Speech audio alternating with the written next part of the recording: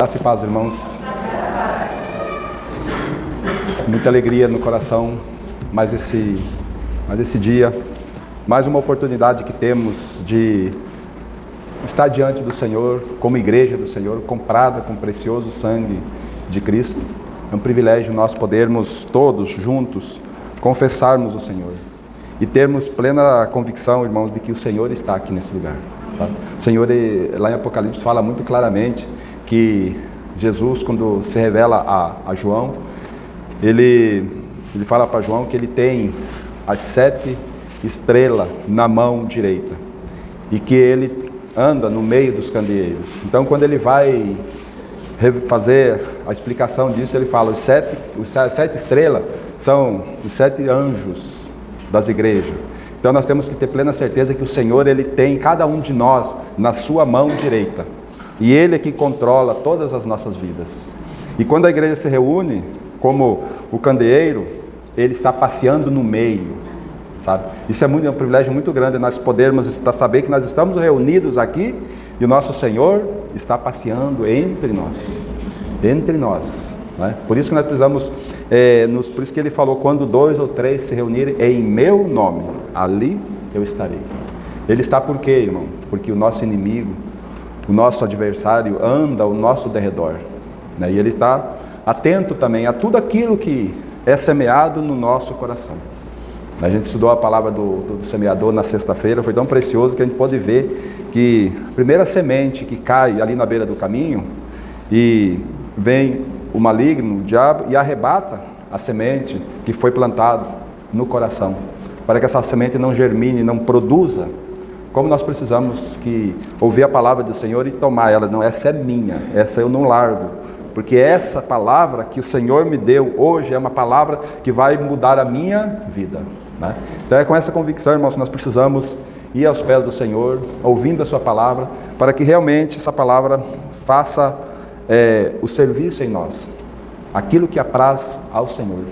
Porque uma coisa nós precisamos ter plena convicção, irmãos, de que a palavra ela é viva e ela é eficaz. A palavra que o Senhor lança, né, a palavra do homem, sem o Espírito Santo, ela é uma palavra que não gera vida. Agora, quando é o Espírito Santo que lança a palavra nos nossos corações, ela vai fazer aquilo que apraz ao Senhor. Ela vai nos constranger, ela vai nos levar a um estado de humilhação na presença do Senhor. Por isso que eu tenho plena convicção, irmão, de que nessa noite é o Espírito Santo que vai falar através desse vaso, porque eu não tenho capacidade nenhuma.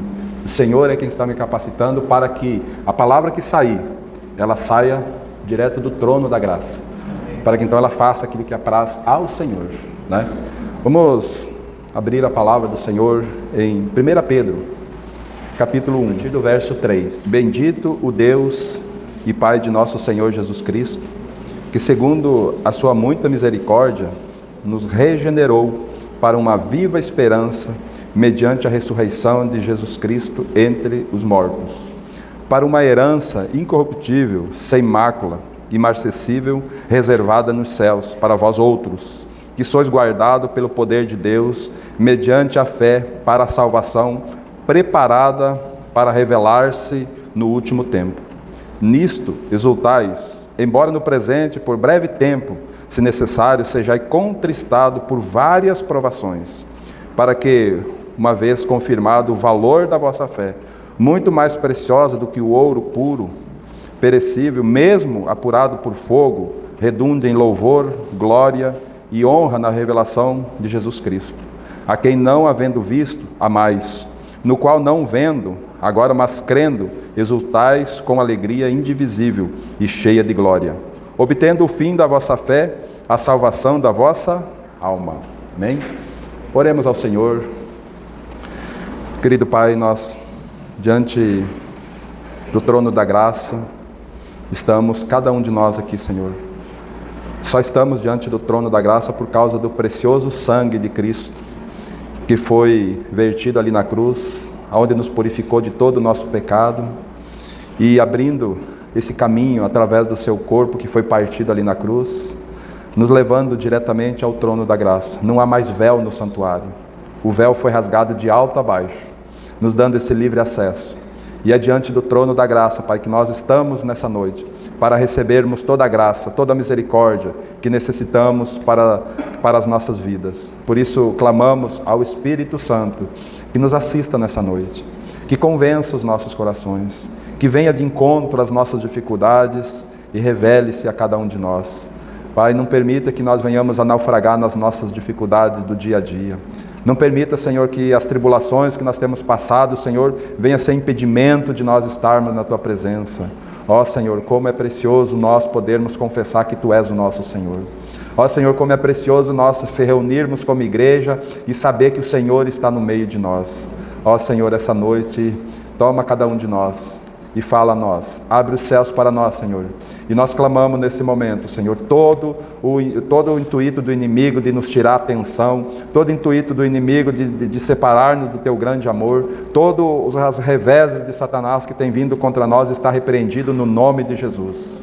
E nos dê livre acesso à Tua palavra nessa noite, para que a Tua palavra nos convença do pecado, da justiça e do juízo, Pai. Por isso nós clamamos nessa noite, visita cada um de nós, para a glória, a honra e louvor do Teu nome, Senhor. Nós oramos no nome do Teu Filho amado, Jesus Cristo. Amém, Senhor. Amém, irmãos. Esse texto de 1 Pedro, ele é muito precioso para nós. E nós precisamos olhar para esse texto com muito temor no nosso coração. Porque ele começa dizendo assim, bendito Deus e Pai. Bendito. Sabe, bendito é uma palavra tão preciosa na palavra do Senhor, né? E ele chama de Deus e Pai de nosso Senhor Jesus Cristo, que segundo a sua muita misericórdia nos regenerou, sabe? Nos regenerou para uma viva esperança, para uma vida diferente da que nós vivíamos. Então o Senhor, Deus, se revelou a nós e a obra de Cristo lá na cruz nos regenerou. Né? Uma regeneração plena, completa, uma regeneração onde não falta nada, sabe, para nós vivermos uma vida aos pés do Senhor. Irmãos, quando houve essa regeneração, quando houve essa troca de natureza, nós ali na cruz, o Senhor nos deu o seu Espírito, sabe? Ele nos deu o seu Espírito e diz que dali para frente nós seríamos filhos. Filhos. É uma palavra muito preciosa para nós. Nós éramos inimigos de Deus, mas pelo amor que Cristo teve com cada um de nós, indo para aquela cruz, sabe? E atraindo todos nós nele mesmo, fazendo essa obra plena e perfeita, derramando todo o seu sangue ali para nos purificar de todo o pecado e abrindo esse novo caminho, ali quando ele diz na cruz, está tudo consumado, não falta mais nada.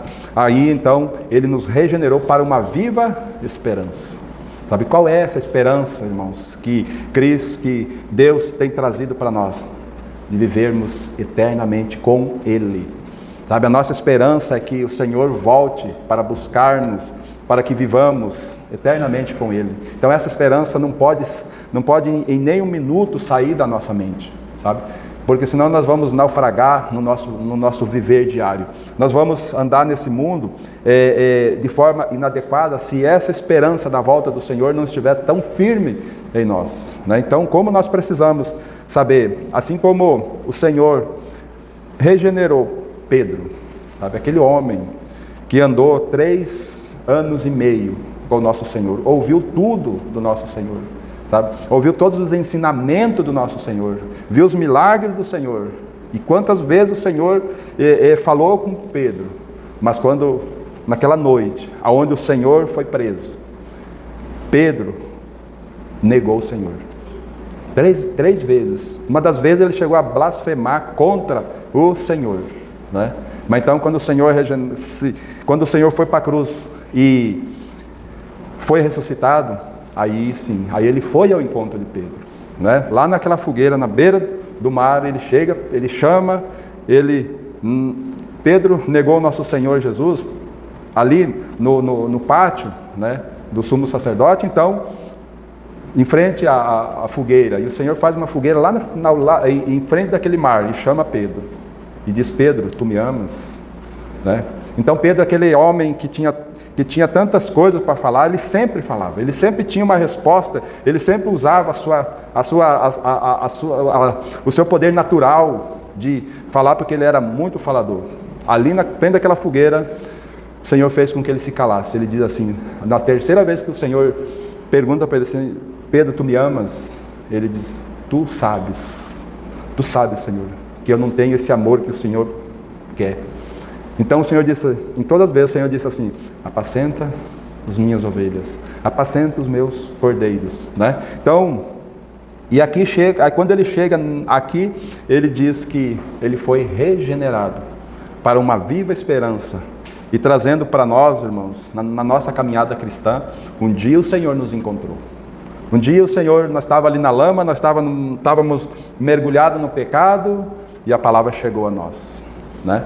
Não foi nós que olhamos para o Senhor e disse, Senhor, eu te quero. Não, foi Ele quem foi lá e nos convenceu, sabe? Foi Ele, porque lá a gente sempre tem repetido essa passagem de João, capítulo 15, verso 16, onde o Senhor, então, ele se apresenta, no começo do capítulo, ele se apresenta como aquela videira verdadeira, né? E nós, os seus ramos, que estamos grudados nele. Por isso que ele diz, ó, sem mim vocês não podem nada, né? Sem mim vocês não podem nada. Mas aí quando chega no verso 16, ele diz assim, não foi vocês que me escolheram, fui eu que escolhi vocês. Eu escolhi vocês e eu designei vocês para que vocês deem fruto e o vosso fruto permaneça, né?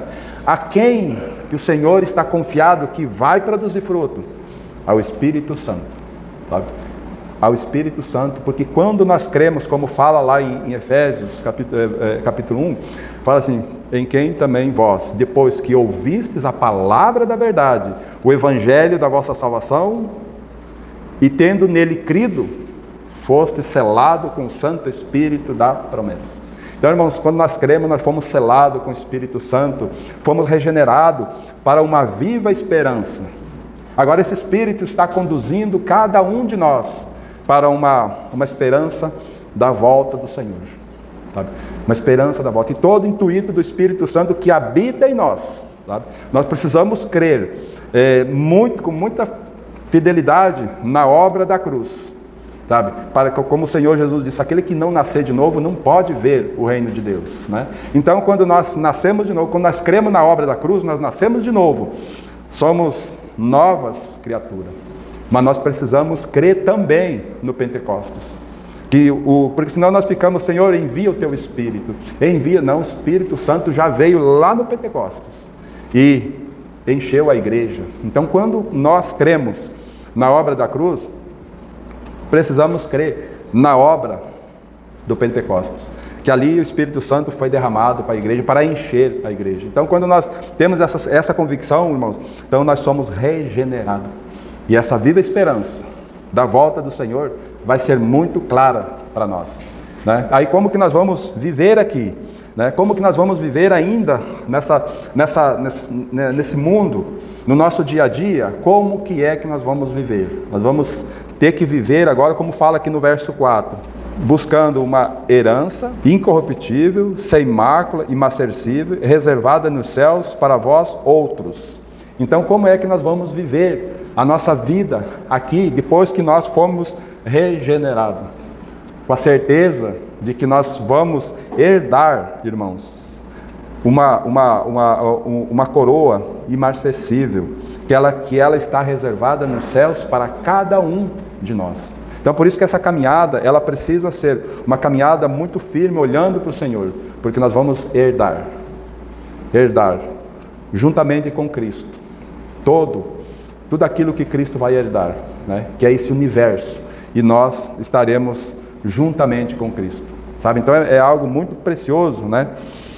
E o verso 5, ele segue dizendo, porque sois guardados pelo poder de Deus, mediante a fé, para a salvação preparada para revelar-se no último tempo. Exultais, embora no presente, por breve tempo, se necessário, sejais contristado por várias provações. Agora, por que, irmãos, que a provação vem a nós? para que, uma vez confirmado o valor da vossa fé, muito mais preciosa do que o ouro perecível, mesmo apurado por fogo, redunde em louvor, glória e honra na revelação de Jesus Cristo. Sabe, irmãos, quantas vezes nós temos reclamado das tribulações que nós temos passado, sabe? E lá em 1 Coríntios, fala que o Senhor não nos dá tentação além das nossas forças. Então, irmão, aquilo que você está passando, olhe para o Senhor. Não é desesperador como você está pensando. Não é desesperador como a gente imagina, porque o Senhor está ali para te auxiliar. O Senhor está junto com você. Basta você olhar para Ele. Basta você olhar a circunstância que está, porque Ele está junto naquele barquinho da sua vida. As ondas subiram, mas o Senhor está ali descansado na palavra dEle, que Ele diz assim, que nós seremos transformados de glória em glória na imagem de nosso Senhor Jesus Cristo. Essa é a firmeza do nosso Senhor. Essa é a garantia do nosso Senhor. Sabe, irmão, quando o Senhor Jesus disse lá para os seus discípulos, lá no Sermão do Monte, Ele diz assim, vós sois a luz do mundo. Sabe? Vocês são a luz do mundo. Ele estava confiado em quem? Em que? Para dizer que vocês não vão ser, vocês são a luz do mundo. Ele estava confiado no Espírito Santo, que iria ser derramado para aqueles homens, e eles seriam, assim como nós. O Espírito Santo foi derramado para a igreja, para cada um de nós, e nós somos a luz desse mundo, sabe? Nós não vamos ser, nós somos, sabe? Nós precisamos ter essa convicção em nossos corações, para que as tribulações que nós formos passar, vamos ter que passar, mas passamos como? Olhando para Jesus, que é o autor e consumador da nossa fé. É Ele, tudo é Ele, sabe? Fica leve, sabe? Quando o Senhor Jesus fala lá em João, em Mateus capítulo 11, Ele fala, vinde a mim todos vós que estáis cansados e sobrecarregados. Olha que convite precioso. Você está cansado? Você está farto dessa vida? Você está cansado de sair de uma dificuldade e entrar na outra? Parece que nunca vai acabar, e não vai acabar não. Enquanto você e eu estiver aqui, não vai acabar. Vai ser sempre lutas e lutas. Por quê? Porque nós estamos no terreno do inimigo. Esse mundo não é para nós. Sabe qual é o motivo que nós estamos aqui ainda? Porque tem vidas em Ariquemes para ser salvo. E o Senhor quer usar a igreja dele. O Senhor quer usar aqueles que dizem assim, Senhor, eis-me aqui. Sabe? Então, se nós estamos cansados, Ele diz assim, venham para mim, né? Tome sobre vós o meu jugo, sabe? E aprendam de mim, sabe? Porque em mim vocês vão achar descanso para o seu coração, sabe? Então, tudo isso o Senhor quer fazer conosco. Basta nós dizer, Senhor, eis-me aqui, eu quero, Senhor, sabe? É uma posição que nós precisamos ter, porque nós fomos regenerados em Cristo Jesus. Então, como nós precisamos de não saber que a nossa regeneração não é algo histórico, algo que foi, algo que aconteceu, não, é algo real para nós, sabe? Aquilo que nós éramos, nós não somos mais. Se nós somos ainda aquilo que nós éramos há um tempo atrás, então nós precisamos rever nosso conceito de nova criatura, tá? Porque, segundo os Coríntios, nos fala assim, o amor de Cristo nos constrange, julgando nós isso. Um morreu por todos, logo todos morreram. E Ele morreu por todos, por aqueles que por eles morreu e ressuscitou. Sabe? Então, nós fomos escolhidos por Deus, o amor de Deus foi derramado em nós, e agora nós temos um único objetivo: servir ao Senhor. Servir a Ele em todo e qualquer situação da nossa vida, né? Então, as coisas que nós, quando nós fomos regenerados, as coisas velhas passou, e eis que tudo se fez novo. Foi ali que nós ganhamos essa vida nova, né? Vamos ver esse texto, 2 Coríntios capítulo 5, verso 14 em diante. Fala assim, pois o amor de Cristo nos constrange, julgando nós isso. Um morreu por todos, logo todos morreram. Então esse amor de Cristo, Ele nos agarra, sabe? Ele nos prende, aonde nós não conseguimos mais lutar contra esse amor, porque esse amor nos venceu.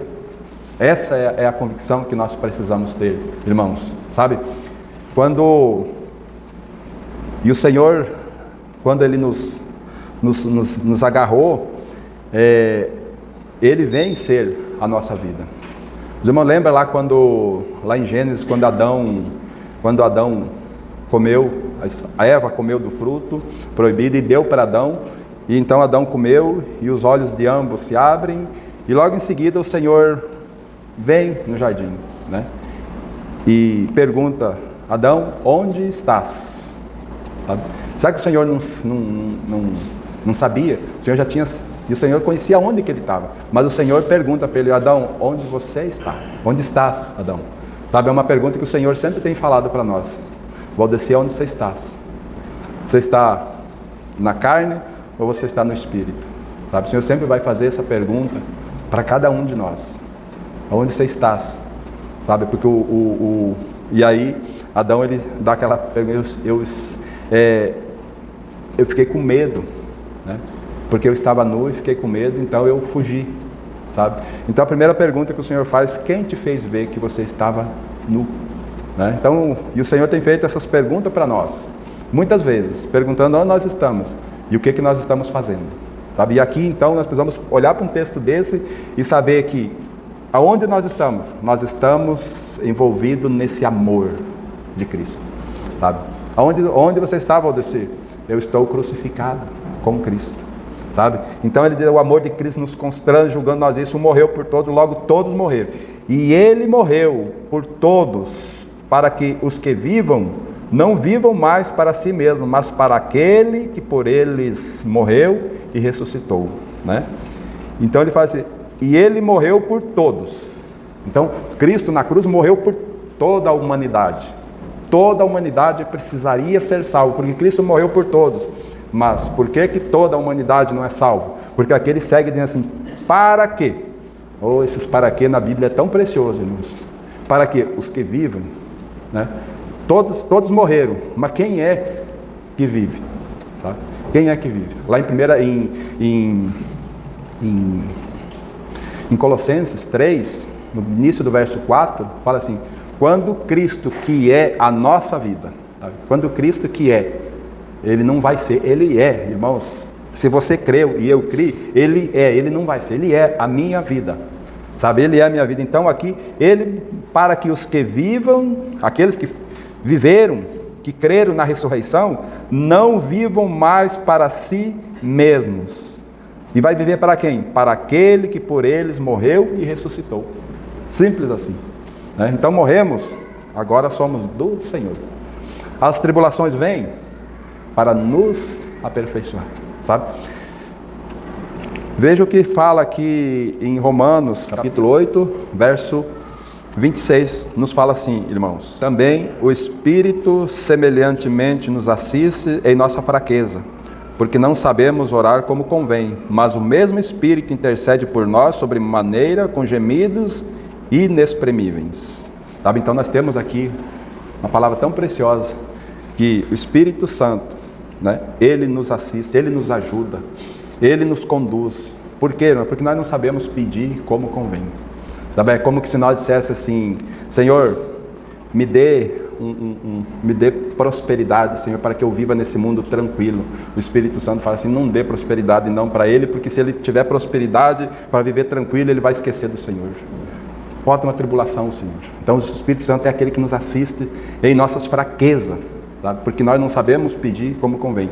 Mas esse mesmo Espírito, ele está gemendo conosco, pegando firme conosco, para que então Cristo possa ser revelado em nós, né? Ele segue dizendo assim: aquele que sonda os corações sabe qual é a mente do Espírito, porque segundo a vontade de Deus é que ele interceda pelos santos, né? E aí, então, a vontade de Deus é que esse Espírito Santo interceda pelos santos. Agora, o que ele quer interceder, né? No verso 28 fala assim: sabemos que todas as coisas cooperam para o bem daqueles que amam a Deus, daqueles que são chamados segundo o seu propósito. Então nós sabemos que todas as coisas, não é algumas coisas, não é as coisas boas, é todas as coisas que acontecem na nossa vida, elas têm um foco, elas têm um objetivo. O Espírito Santo está por trás de todas essas coisas. E quando nos acontecem coisas boas, ou nós glorificamos a Deus e ficamos felizes e alegres e damos glórias a Deus. E quando acontece algo ruim, nós devíamos ter a mesma posição, porque sabemos que o Senhor, nas tribulações, Ele nos botou no cadinho dele e chegou o maçarico. E o fogo queima, né? O fogo está queimando e nós muitas vezes blasfemamos, sabe? Então nós precisamos saber que todas as coisas cooperam para o bem daqueles que amam a Deus. Agora veja o verso, por que tudo isso acontece na nossa vida? Por que essas tribulações acontecem na nossa vida, sabe? O verso 29 fala assim, porquanto ao que de antemão conheceu, também nos predestinou para serem conformes à imagem de seu Filho, a fim de que ele seja o primogênito entre muitos irmãos. É por isso que o Senhor tem colocado o seu maçarico, seu fogo da tribulação em nós, para nos aperfeiçoar, para tirar as impurezas, porque penso que todos nós temos se não vimos, a gente sabe como que se apura o ouro.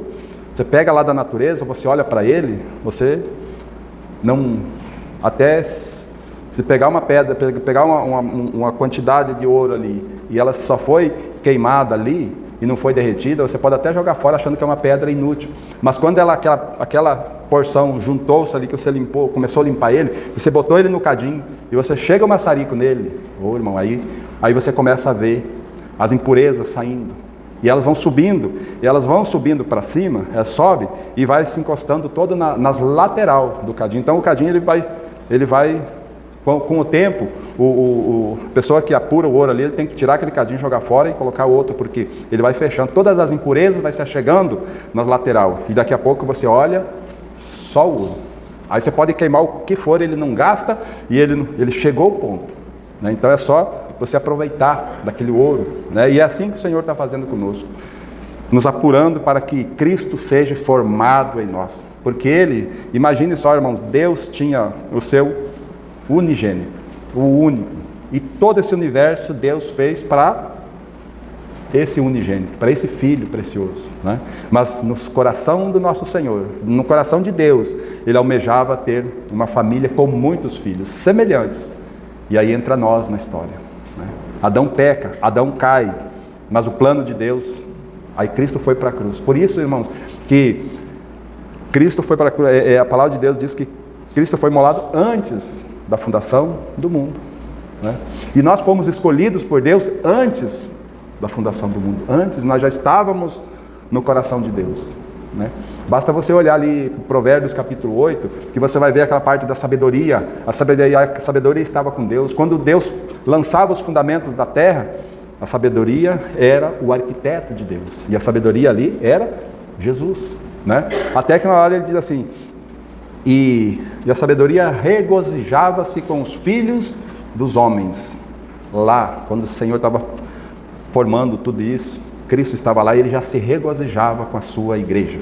Que precioso isso, irmãos, nós poder ver que nós não fomos um acidente de percurso, nós já estávamos no coração de Deus, sabe? Então é muito precioso saber que nós aqui, que fomos conhecidos, fomos predestinados para sermos conformes à imagem do seu Filho, né? E aí o verso 30 fala assim, e aos que predestinou, a esse também chamou, e aos que chamou, a esse também justificou, e aos que justificou, a esses também glorificou, sabe?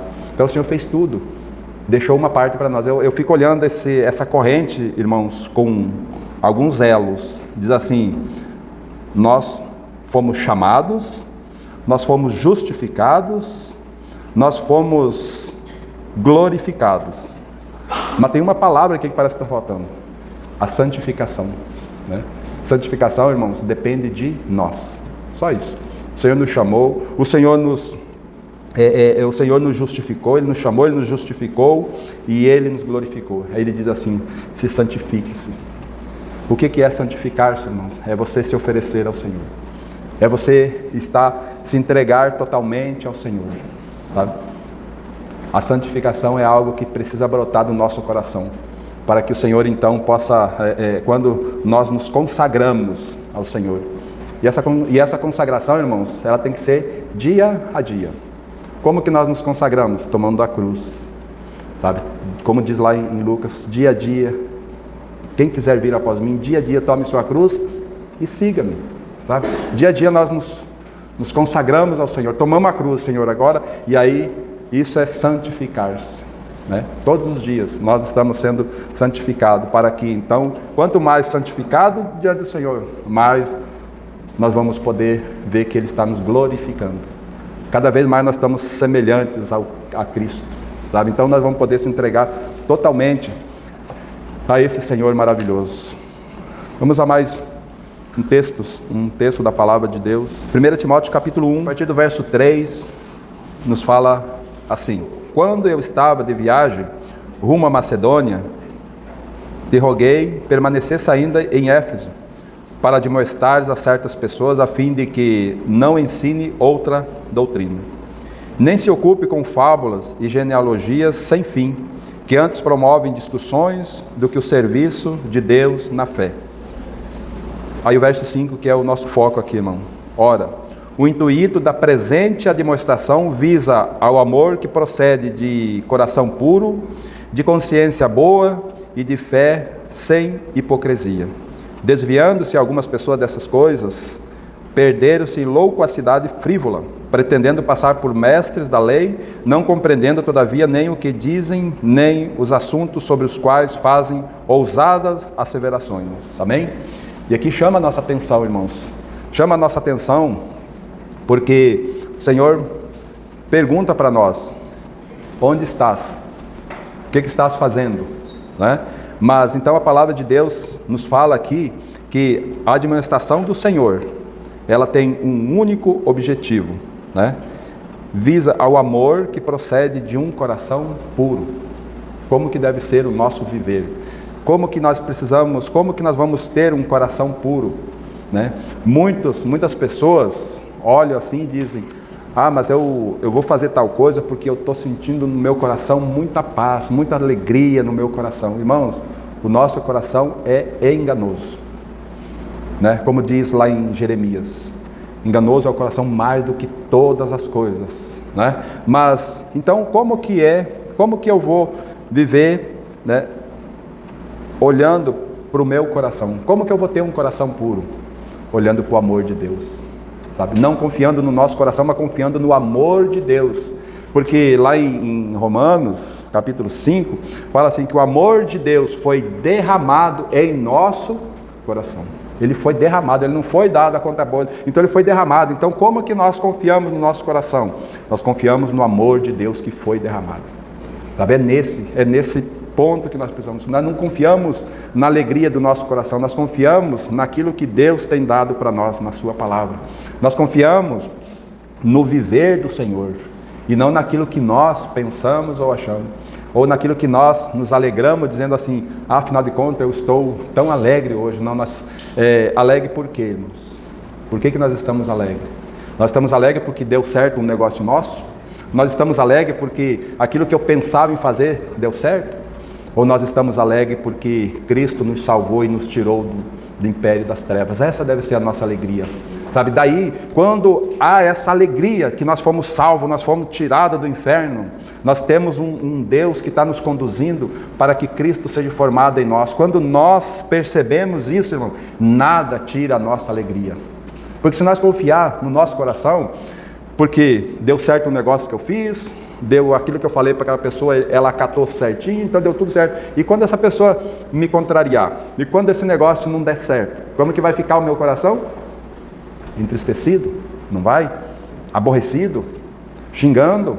Né? Mas agora quando nós estarmos diante desse Senhor maravilhoso, que derramou o seu amor no nosso coração, aí pode vir, eu posso ser contrariado, eu vou estar alegre porque o Senhor é a minha vida.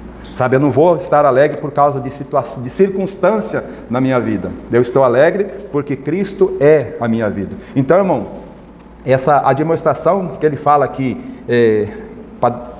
que quando ele estava Paulo estava indo rumo à Macedônia, ele roga a Timóteo que permaneças ainda lá em Efésio para pôr em ordem as coisas, porque tinha irmãos que estavam fazendo coisas inadequadas, fora da palavra. Mas então ele diz, para que eles não ensinem outra doutrina, sabe? Porque outras doutrinas tiram o nosso foco do Senhor. Então, quando Cristo é a nossa vida, nós temos convicção de que Cristo é a nossa vida, como que nós vamos viver? Alegre em todas e qualquer situações, porque não há, irmãos, a gente vê hoje cristãos, confessando o Senhor e descontentes com a sua vida, sabe? Como que pode? Sabe? Cristão é aquele que tem Cristo, aquele que é conduzido por Cristo. Sabe? Então, se nós não estamos contentes com a nossa situação, é porque nós não queremos que Cristo governe a nossa vida. É algo que nós precisamos ir para o Senhor. Então, o Senhor ordene a nossa vida. Então, esse amor, irmãos, que foi derramado para termos um coração puro, e agora o mais principal, e uma consciência boa, sabe? Uma consciência daquilo que eu vou fazer, e a consciência aqui, irmãos, é um dos atributos do Espírito. É um dos atributos do Espírito, porque os atributos do Espírito são 3, né? que são ali intuição, consciência e comunhão. Essas 3 formam, o Espírito, quando o nosso Espírito foi regenerado, o Senhor então vai regenerar essas 3 faculdades para nós. Né? Então a intuição é que nós vamos poder, através da intuição, poder buscar o Senhor. A consciência é quando nós pecamos. Eu não sei se todos nós temos a experiência de que temos o Espírito Santo, e quando vamos fazer algo que nós pensamos em fazer, a consciência já está nos acusando. Pode ser o pior, a pessoa mais mundana, se ela está fazendo algo errado, a consciência dela está acusando ela. Então temos que ter uma consciência boa, uma consciência acusada, uma consciência onde ela fala, isso é errado, então a gente já se arrepende diante do Senhor, né? E termos uma fé sem hipocrisia, uma fé sem representação nenhuma, uma fé genuína, uma fé pautada na palavra do Senhor. E essa fé, irmão, nenhum de nós temos ela naturalmente. Porque a palavra de Deus diz lá em Romanos diz, a fé vem pelo ouvir, e o ouvir da palavra de Deus. Sabe? Então essa fé natural nossa, ela nos leva a fugir todo o tempo do Senhor. Mas agora a fé que ela é depositada em nosso coração, nos dá muita alegria.